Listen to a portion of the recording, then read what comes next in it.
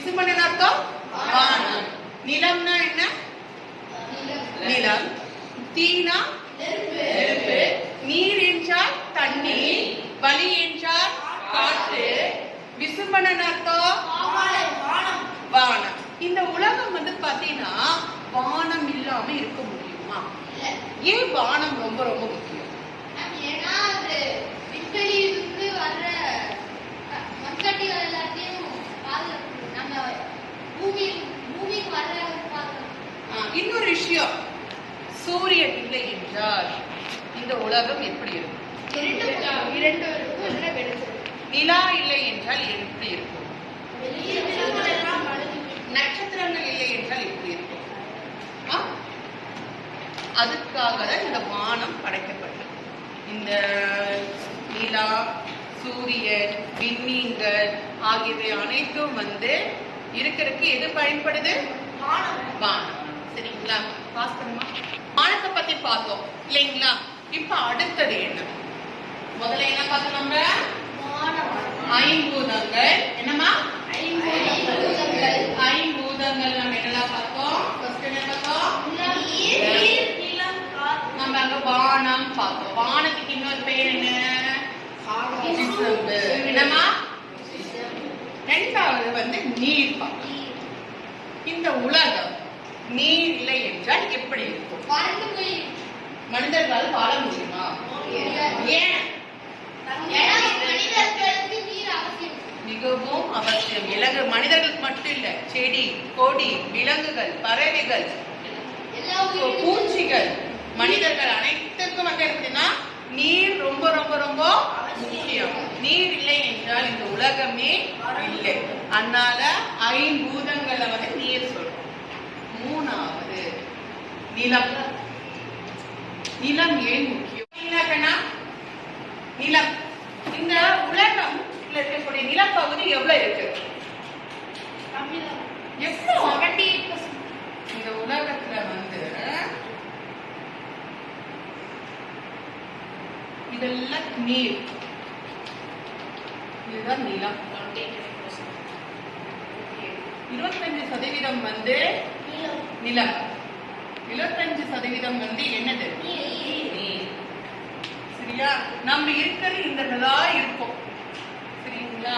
அப்போ மனிதர்கள் உயிர் வாழ்வதற்கும் சரி, அவங்கள பாதுகாப்பும் சரி, உணவு உண்பதற்கும் சரி, இது தேவை. நிலம் மிகவும் அவசியம். அடுத்தது காற்று. காற்றை என்ன சொல்லுவாங்கன்னா வலிங்குவாங்க. காற்று எதுக்கு முக்கியமா? காற்று இல்லைன்னா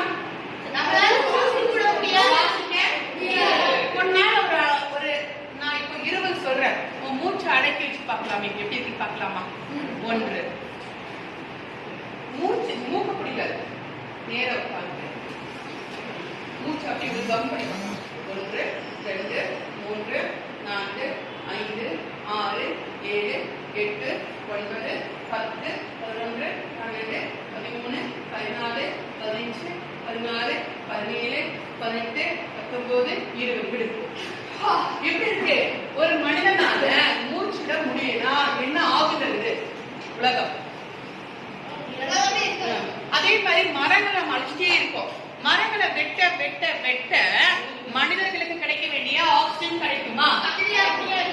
கம்மியா. அப்போ நம்ம இந்த உலகத்துல நம்ம மட்டும் இல்ல, எந்த ஒரு உயிரினங்களும் சரி, செடி கொடிகளும் சரி, உயிர் வாழ்வதற்கு எது மிகவும் முக்கியம்?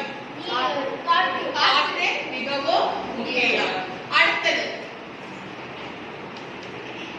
தீ, அதாவது நெருப்பு. இது முக்கியமா இல்லையா?